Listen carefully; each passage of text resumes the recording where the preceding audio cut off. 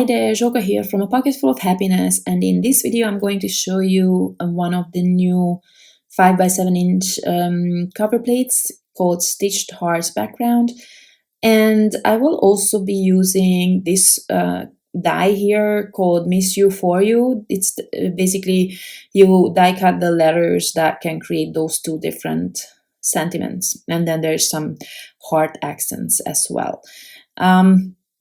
Okay, so I die cut, like I mentioned in a previous video, I die cut everything ahead of time. And then, of course, while I was die cutting, I had some ideas what I wanted to do, which I then forgot. So here I was wondering why I die cut so many white panels. So I have no idea if I'm doing what I wanted to do. But first, I created a panel using some double-sided adhesive so that I have a base. And on that now I'm adding the white hearts to create dimension. I could do this all day. I know it's probably boring, but I could do this all day. And I would say if you're brave, you could add glue to the hearts on that. Okay, so I'll start this over. You can now see that I have this, what is it called, this foil, Present seal, I think. It's on the wrong side now, holding together the whole die cut on the back side. So you could add now one, like a piece of present seal on top, so that the whole panel is held together on the right side. And then you can add glue to the hearts on the back and then glue them at once on your panel. But like you said, if you're brave, I'm not. I prefer, I guess I'm still a recovering perfectionist. I don't like when things move around, and also my glue is very, very quick drying. I would not be able to do this. But if you think that's quicker for you, that would be one tip. Here you can see I'm already working on my second panel, which is a craft base, and I'm adding color hearts, and I'm actually adding these little tiny highlights in white. Again, of course, I know this is well, I wouldn't say a lot of work, not for me. I don't feel like it's a lot of work, but I do feel like this adds so much to the project. But if you want to make it quicker, you could also just use a white gel pen and you could paint in that little area. I think that would also work perfectly fine. I did not try it, but I think it would. I just like the dimension that the die cuts give me. And so on this panel, I'm doing this, but I think on the other ones I didn't do, I didn't add back these small pieces. So there I just created a 2-layered white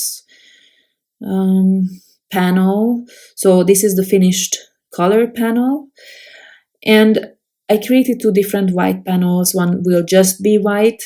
And when I have a white background, I like it to have a bit of dimension. That's why I added an extra layer. And then there's going to be another one where I have a bit of color added as well. Now, because this is such a colorful panel already, and in fact, to be honest, I don't really like that I cover it up now with this sentiment because it's quite large. But because it's colorful, I die cut the sentiment from just one color, which is like I think it's called Barely There or Barely Peach, one of those from Spellbinders, Barely Peach maybe. It's a light, really, really light peach color, just so that I don't have white. But again, that's 2 or 3 layers of cardstock, and I added some foam tape to the O's, so there's a bit of a different dimension to that. And then I will add some enamel dots because I couldn't just bear that it was too simple. Not that it's gonna be a more complex project with the enamel dots, but at least something. And I chose the peach and the aubergine glitter enamel dots from my collection. Just to add a little bit of a pop of color with the aubergine especially. And then, I don't know, I just really like raspberry, peach, and aubergine together, one of my favorite color combos. So I did use that in, I think, quite a few videos this time. So this is the card base or card front that I mentioned earlier, where partly I have white, and then on some of those hearts I also added a color layer just to have something different. And here I have the Miss You sentiment from die cut from a bunch of different colors. And if you notice, for the exclamation mark, I use the same as the I, and then I just turned it around. So basically that has two functions. And then I'm trying to figure out where I want to have my sentiment so that it does not, because it's basically still the same colors as the hearts.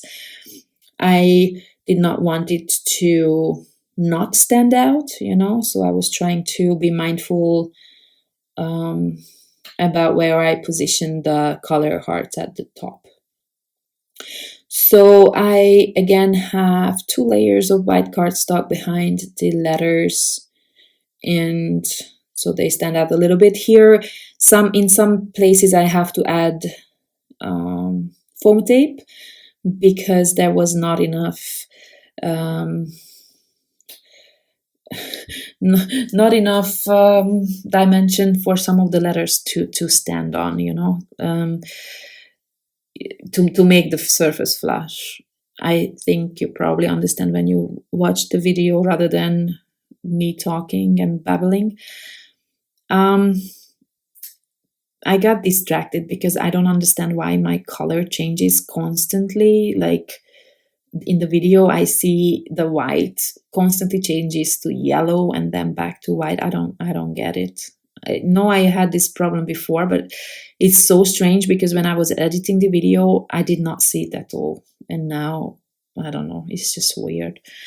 Anyway, I mentioned this in probably the first video that I did the voiceover for, and I think this is the 6th. So finally I got to the point that I'm showing it. So basically this is my favorite thing to do with these kind of sentiments. I create a base for the sentiment, and then I add the letter to it as an extra layer so that it pops a bit from the background. I really like that look, and while that takes longer than using the outline or the negative die cut, I prefer this. I'd rather spend a bit more time on this, but normally this is what I do.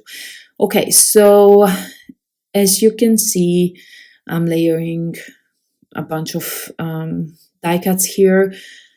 It was not my intention, I believe, but then I wanted to use the die cut pieces that I already had, not to waste them, so basically now they are just giving me a bit more dimension.